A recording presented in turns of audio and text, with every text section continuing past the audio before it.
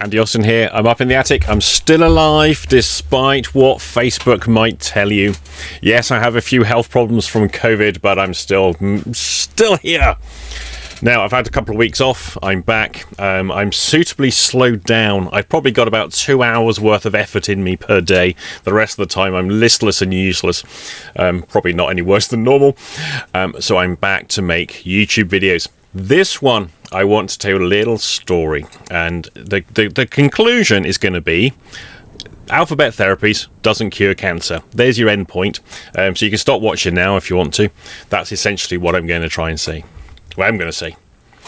When I was a student nurse, many years ago, I got involved in everything weird and wonderful. I was a strange child. It all started with Arthur C. Clarke's Mysterious World. There was a TV series and somebody bought me a book from a local jumble sale. And it was the Arthur C. Clarke's Mysterious World. It had the crystal skull. It's black cover, crystal skull on the front. It was just amazing. Blew my mind, opened me up to a whole bunch of stuff, which was everything that's weird and wonderful about the world. So I always had an interest in those kind of things. Now, when I was a student nurse, I was living in the centre of Portsmouth, living in the accommodation block. I had an awful lot of spare time, mostly because I wasn't studying or looking at the stuff I was supposed to be. I never really read any of the course books or did any of the work properly.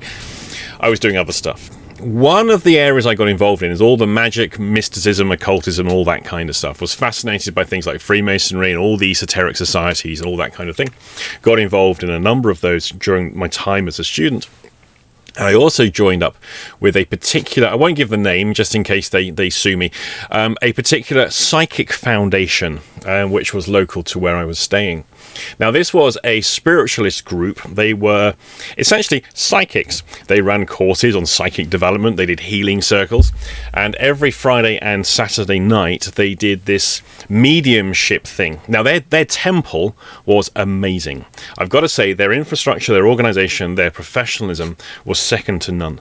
The building in which they ran these services, because they call them a service, like a church service, there was a little bit of a prayer to source. There was a little bit of singing, non-denominational sort of hymns, and then the psychics would take to the stage and would give readings to the parishioners. And there were regulars that would go there. I became one of these regulars. Now, my interest was, is there something to this? No, remember, I was only like 18 to 20 years old, in that age bracket, so I didn't really know much of the world at all, really.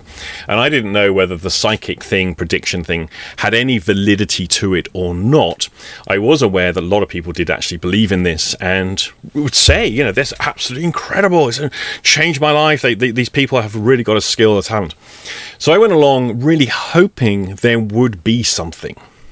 The longer I stayed, the worse it seemed to be to me as I got more familiar with the patterns and the languaging that was being used, the presuppositions and the mind-boggling levels of stupidity, both on behalf of the team, the psychics, but also the congregation, the parishioners that would frequent this. A lot of sad, lonely, desperate and deeply distressed and unhappy people coming to these events, both for a sense of community, like-mindedness, all the stuff that you've got a regular group of people that you have a shared common interest with. But more importantly, of course, they're getting messages from beyond. Now, around about that time, the first Gulf War broke out. And lots of things were happening at the hospital that I was living at and a student in, where reorganization of the health services, because they weren't quite sure just how many casualties would be brought back. So there was the health service was put into a state of preparation. As it turned out, it wasn't such a big thing from an NHS point of view. Whatever. So at that time, that was big news as well. It was also quite big news in the city because there was lots of things that were happening. And the psychics, I remember they took to the stage. This was a week after the war had broken out. And the psychics came up all very solemn. There was like 4 or 5 of them on the stage. And there was quite a lot of people there on that particular evening.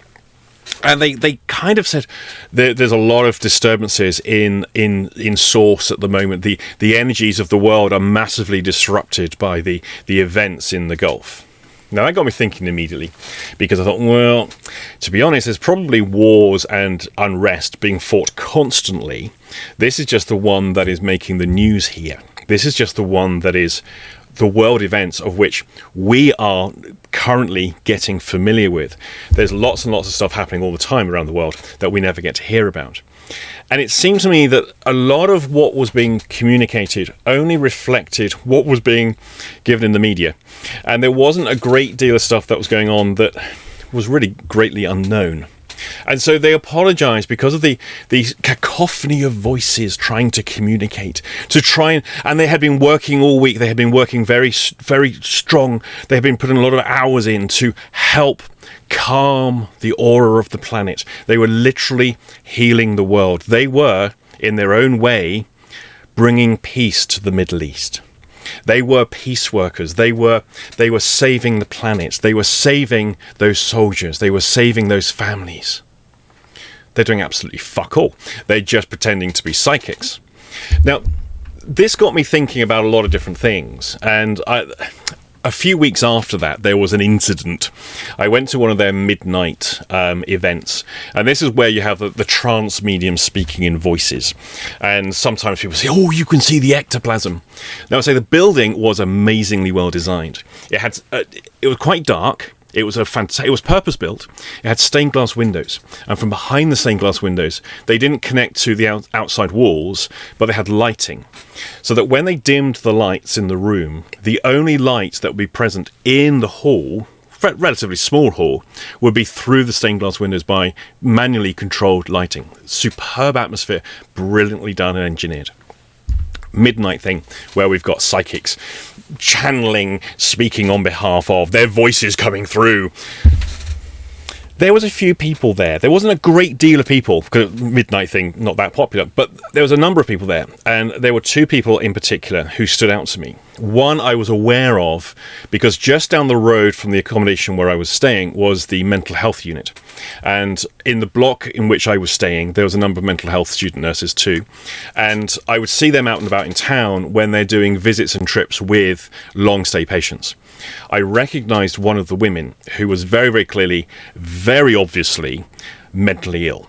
This is not kind of somebody who's a bit depressed, somebody who's a bit distressed. This is someone who is a florid, hallucinating schizophrenic and absolutely in the wrong place. There was somebody else there who just looked highly, highly disturbed. Hadn't seen that person before. So we've got two people in this room who are very, very disturbed, one of which is floridly disturbed. Anyone present would be able to see immediately this is somebody who needs medical treatment, psychiatric medical treatment. But no, nothing was done. Nothing happened. Nothing was done to address, okay, there's an issue here we need to deal with first. They just went ahead and started giving their psychic things. And of course the voices and all the rest. And they started giving messages to this particular highly distressed, florid schizophrenic lady, who at this point completely flips out. I mean, we are talking complete meltdown. It was spectacular. Now, rather than call a doctor, call an ambulance, call medical services, I mean, it's only just down the road, they didn't. They actually just carried on and basically portrayed that this individual was herself highly psychic and really ought to sign up to one of the psychic development courses.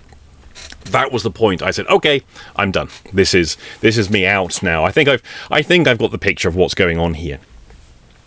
However, compared to when I first went in, very, very naive, nothing was any different 2 years after, when I now can see the bullshit of what's going on. Nothing's different. It's just that I'm able to see through it because I had a level of naivety through inexperience when I first started, which is why it all seemed to be very impressive to me. I'm well aware that a lot of personal development and alphabet therapy stuff follows the same pattern. When people first come in, they're completely naive, they're unfamiliar with the scene, there's great promise, great attraction, they've heard lots of good things.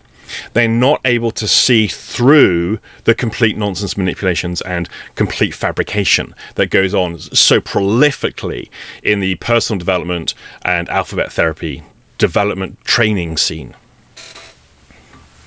Here was something I started to learn after I'd long departed the whole psychic stuff, I started to look more at how do they do the stuff. So I learned about cold reading, for example.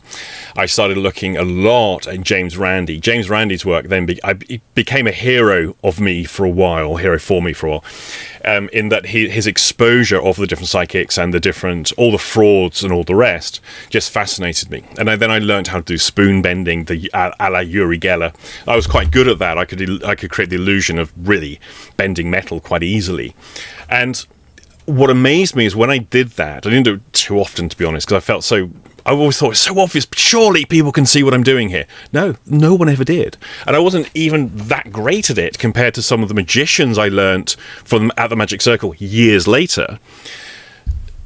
It felt so fraudulent and yet it's so obvious. I've completely forgotten what I was going to say.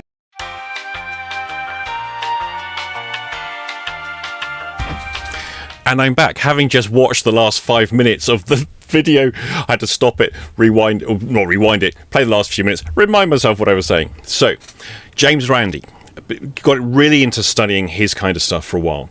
Looked at all of his exposés, and then I got into cults and cult exposés and the stuff like that. So I started to look really into how big groups and manipulations and how basically taking people's gullible nature, and I don't know if gullible is really fair, because people are naive and trusting, and a naive and trusting person who is needy is easily exploited.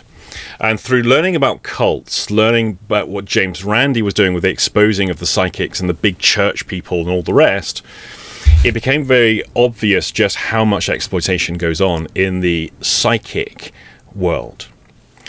Years later, I'm now a therapist, an alphabet therapist, the category that I constantly deride, which I'm quite happy to say openly. So I'm one of the alphabet therapists, and I can now start to see the same behaviors that I saw in the psychic world, the same patterns, the same exploitation, the same bullshit being repeated, but this time it's not by psychics, not to a pseudo-religious organization or illusion of a religious organization like a spiritualist church, spiritualist temple. Instead, it's the personal development training course. It's the I'm a master coach. It's the I'm a guru. I'm not a psychic. I'm a guru. I'm a therapist. I'm a master trainer. I'm a healer. All of those things that these alphabet therapists like to call themselves in the never-ending escalation of self-importance as they desensitize themselves to this year's title. Next year they have to find something that's a little bit more impressive to themselves, and that's what they then will start to call themselves as well. A new one I'm starting to see emerging is I'm a philosopher. I love that one. They're now philosophers. Absolutely magnificent. So here was the thing. As I started to look more at James Randi's work, something began to emerge that I wasn't previously aware of. And it's the fake psychics who tell you they work with the police. They find missing bodies. They find lost children. They work closely with the police. And pretty much every country has a police force, suffers this problem. Every time there's a high-profile crime, every time there's a high-profile abduction or murder, or the missing individual, the police get flooded with self-appointed psychics telling them their visions. I've had a picture form in my mind, in my imagination, but it's a psychic message, so I must phone the helpline and tell the police this message immediately. And police stations across the world are constantly besieged by self-appointed psychics and mystics who have had a spiritual vision, who know exactly where to find the body. Every family member who has ever given a press conference to find that missing person, the child, the father, whoever it is that's missing, they themselves now get visitors and phone calls, and it'll be email probably, and Facebook messages and Twitter messages from every self-appointed psychic in the world who thinks they know exactly where that body or that person is to be found. It's complete fabrication.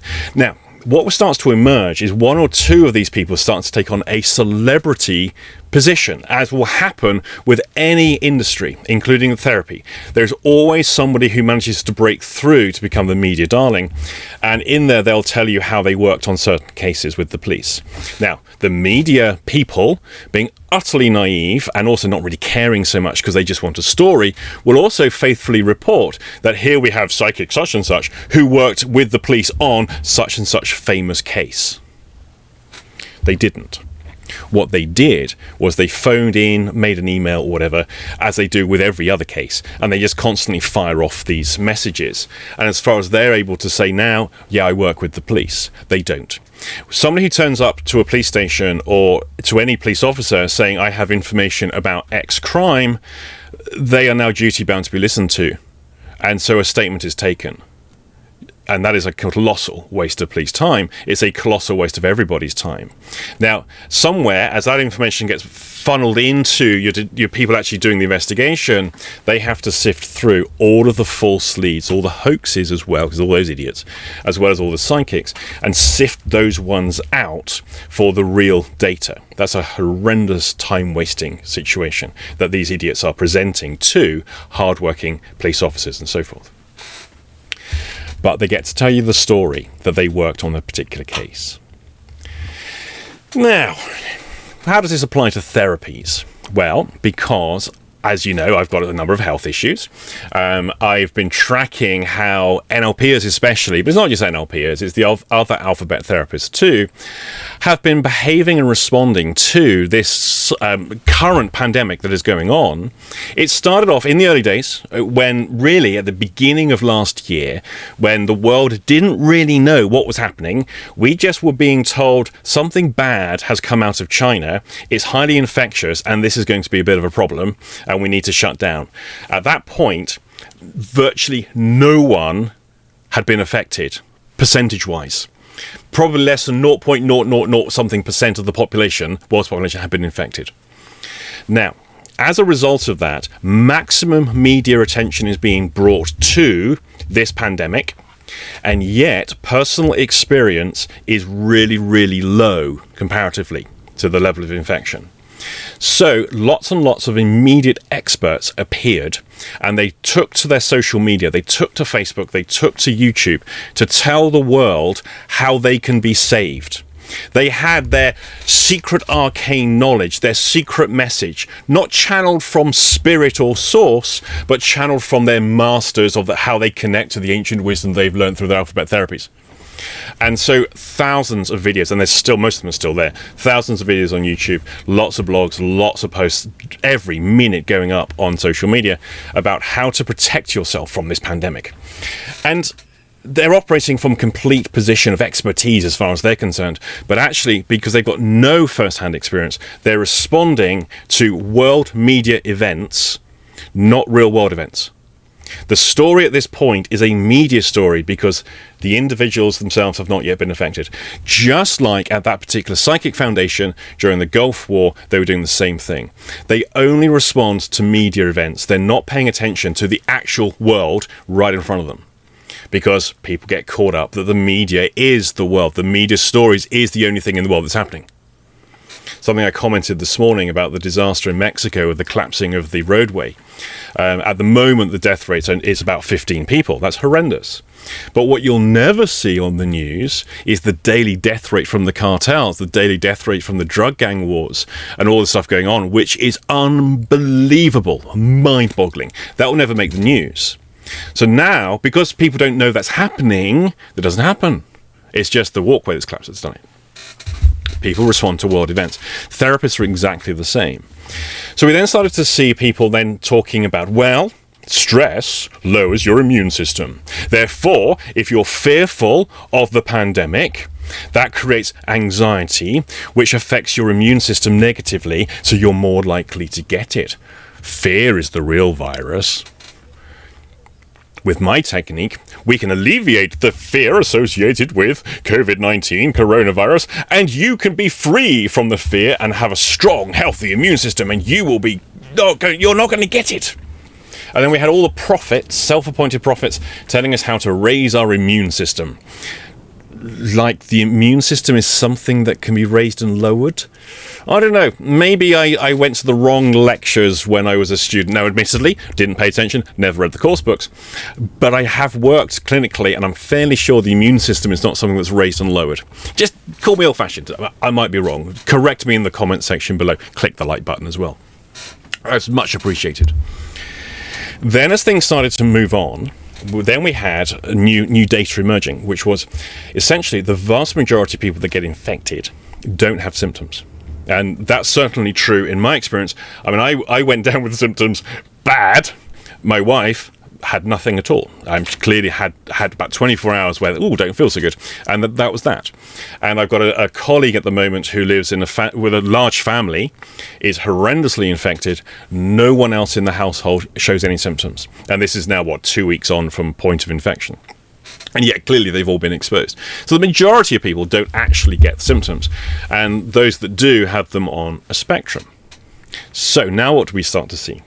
We start to see people who have tested positive, alphabet therapists, who have tested positive for this disease. They've been symptom-free.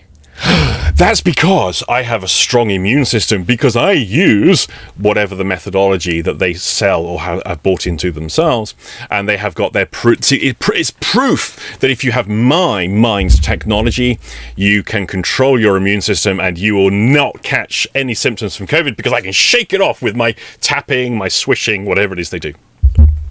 It's absolute nonsense. People are just reporting something and then framing it according to their own particular bias and so on. Now a new pattern starts to emerge, because now some people are catching COVID and they're catching it with symptoms and they're not very well. And the weird thing starts to happen in that their default position is, if it wasn't for my techniques and methodology, I'd be dead right now. And it's always that when the alphabet therapist gets sick, the default position is always, it's as though they've got a terminal disease, and the fact they didn't die is attributed to their ability to regulate their immune system by using whatever technique they've got. And they become this sort of, and I mentioned this in a previous video, they become like a celebrity sufferer, because no one else has suffered as much as they have, and it's so lucky that they have got this proven alphabet therapy technique. There's an epidemic of philosophers and healers as the coaches as they have been so many years in the field, and they have to ever escalate their own grandiosity. And then you start to see things like, this works with cancer as well, because I've worked with cancer patients. Yeah, having a client who had cancer and working with them doing whatever coaching is one thing. But working with cancer patients as though your alphabet therapy can cure cancer is a total deception. It is exactly the same as the psychics who say, and I worked on that particular police case. They didn't. They absolutely didn't. And these alphabet therapists who tell you they work with cancer, unless they're working medically in that field and that is actually what they do, I can guarantee you they don't. When they're simply an NLP trainer, they're simply a new code NLP trainer, an EFT or a tapper or any of those different things, and that's what they do on their YouTube channel, that's what they do on their websites, that's what they do as their profession, so to speak, if it is a profession. And they tell you they work with cancer patients. I suspect they're lying. They've had people who they have seen who had cancer. It's just like I had some person who actually tried to sue me a while back. Didn't get very far, of course, for defamation, because I had called them out on a number of claims that they had made, which were inherently false. One of them was they were telling people how they're a preferred supplier as an NLP trainer for a number of companies, and they even listed out those companies and displayed their logos and said, and I'm a preferred supplier for this company and this company and this company. Well, I contacted all of those companies. I spoke to the HR directors of those companies. Yeah, so when I got the legal letter, of course, I was able to tell the lawyer, you might want to maybe you'd like to see the correspondence that I had with those companies, because I can tell you for a fact. Well, ask your client if that's true or not. And I never heard another thing, of course, because that's what happens. So when people tell you their brilliance of what they're doing, and all they're actually doing is responding to media trends, social media trends, Facebook, postings on Facebook are obsessed with cancer. I mean, Facebook just seems to breed cancer experts every which way. It's astonishing. No personal experience, of course, and they've got no actual knowledge of chemotherapy and radiotherapy, despite how much they tell you it's toxic and coconut juice is proven to... They're talking out their arse. There is so much of that. Now, I'm always interested in more people I don't know, because I've got a cluster of people I kind of not monitor. That sounds a bit sinister. I've got a cluster of people who I track in what they're doing, because it gives me a good insight into the trends and stuff. If there are people that I'm unfamiliar with, and you'll know because they may be unknowns, but are also doing this kind of stuff, I'm always interested in what therapists and alphabet therapies are up to, because there's always new ones springing up. There's always shifts in the subcultures of these groups. I'm not involved heavily, haven't been actually for quite a while, with any particular group, and so I'm getting a little bit out of touch. So do please either stick them in the comment section or send me a message. I would be interested. Do please click the like button. Any thoughts, objections, protestations or complaints, stick it in the comment section. It's all good for the YouTube algorithm. I'll see you in the next video.